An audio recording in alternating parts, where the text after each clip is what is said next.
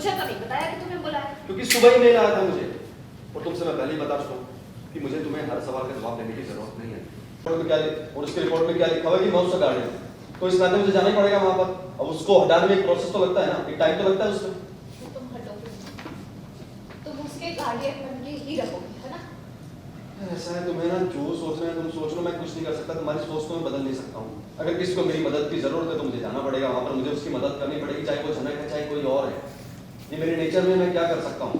जनक के साथ इतना गलत हो रहा है, कॉलेज से उसको निकाला जा रहा है बाहर, तो मैं क्या ऐसे बैठा रहूँ हाथ पे हाथ रख के, कुछ ना करूँ मैं? तुम्हारी सारी मेहनत, तुम्हारी सारी हेल्प सिर्फ झलक के लिए ही क्या? और लोगों के लिए क्या? और भी तो लोग हैं ना जिनके साथ अन्याय होता है, जिनको तुम्हारी मदद की जरूरत है। पर नहीं, तुम एसपी हो ताकि सिर्फ झलक अपनी पढ़ाई पूरी कर सके। बाकी शहर में, देश में किसी को तुम्हारी जरूरत नहीं है, तुम पूरे टाइम झलक की ड्यूटी करते रहते हो। शहर में और देश में क्या हो रहा है वो जिम्मेदारी मेरी है, पूरी करता हूँ मैं अच्छे तरीके से।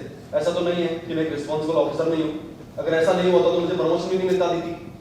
हाँ, मैं सिर्फ अपने बारे में सोचूंगी, अपनी खुशियों के बारे में सोचूंगी, और तुम मेरे बस के नहीं।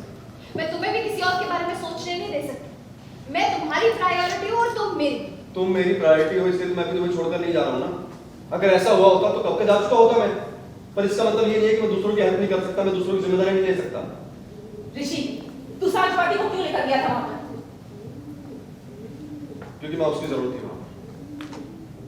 इंदुमती बोलती है क्या जरूरत थी? सॉरी, साज पार्टी को क्यों लेकर गया था वहां पर? क्योंकि मैं उनकी जरूरत थी वहां पर। क्या जरूरत थी? मतलब तो उनका एक टीम बना रहा है ताकि वो तुझे डिफेंड कर सके। हाँ, नहीं काका ऐसी बात नहीं है, खुद को डिफेंड करने के लिए मैं अकेला ही काफी हूँ, पर माँ उनकी सच में वहाँ जरूरत थी।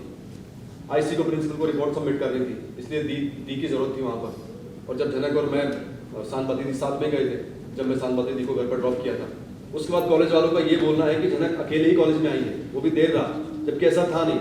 मैंने कॉलेज में खुद उसको ड्रॉप किया था।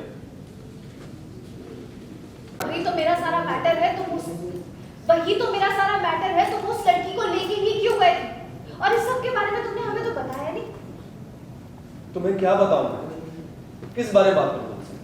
कुछ भी करने जाता हूं तुम्हारे हजारों सवाल होते हैं, तो मुझे कुछ करने कहाँ देती हो? ना तुम सोचती हो ना समझती हो, बस मुझे रोकना होता तुम्हें जाने से। सब लोग मेरे पीछे पड़ जाते कि मैं ये ना करूं, मैं वो ना करूं। एक लड़की के साथ इतना गलत हुआ है, उसको कॉलेज से निकाला जा रहा है, मेरी खुद की बहन, उसकी वजह से मेरा सर शर्म से झुक गया है। उसको समझना चाहिए ये चीज। उसने कितनी बड़ी हरकत की है, बाहर से दरवाजा लॉक कर दिया। ये हरकत थी किसी लड़के के साथ, वो रूम में बंद थी। देख भाई, कॉलेज में ना स्टूडेंट्स के बीच इस तरह की प्रॉब्लम आए दिन इस तरह की प्रॉब्लम होती रहती है स्टूडेंट्स के बीच। रैगिंग वगैरह का तो तुझे भी पता ही होगा। लेकिन इस सब में उन स्टूडेंट्स की फैमिली मेंबर्स को इन्वॉल्व होने की कोई जरूरत नहीं है। पर पता नहीं तुझे इतना फर्क क्यों पड़ रहा है, तू क्यों ही